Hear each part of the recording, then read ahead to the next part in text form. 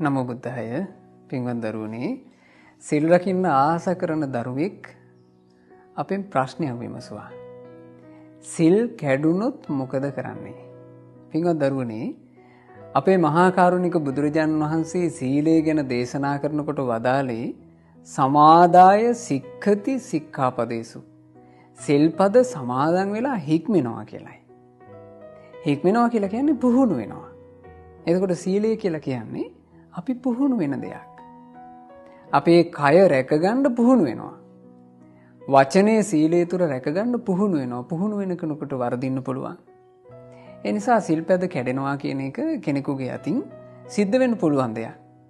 ඒ සිද්ධ වෙද්දී ලෞතර භාග්‍යවත් බුදුරජාණන් වහන්සේ දේශනා කළා තමන්ගේ කයින් රකින්න සීලයක් කැඩුනොත් ඒ කෙනා කළ යුත්තේ තෙරුවන් ඉදිරියේ කමා කර ගැනීම. මම මේ සිල්පදේ සුරකින්නම් කියලා තෙරුවනට පොරොන්දු වුණා. අනේ මට මේ සිල්පදේ රැකගන්න බැරුව ගියා. මට මේ සීලයට හානි සිද්ධ වුණා. බුද්ධ රත්නයෙන් මට සමාව ලැබේවා, ධර්ම රත්නයෙන් මට සමාව ලැබේවා, සංඝ රත්නයෙන් මට සමාව ලැබේවා කියලා අපි තෙරුවන් කමා කරගන්න ඕන. ආයේ කරලා සිල්පදේ තුල හොඳට සමාදන් වෙන්න ඕනේ. මං දැන් ඉඳලා සිල්පදේ හොඳට ආරක්ෂා කරනවා.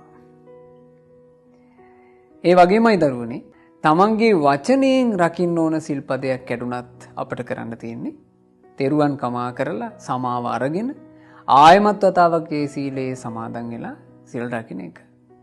කාය වාචානං සමෝදානං සීලං. කයේත් වචනේත් සංවරය පිණිසයි සීලය තියෙන්නේ.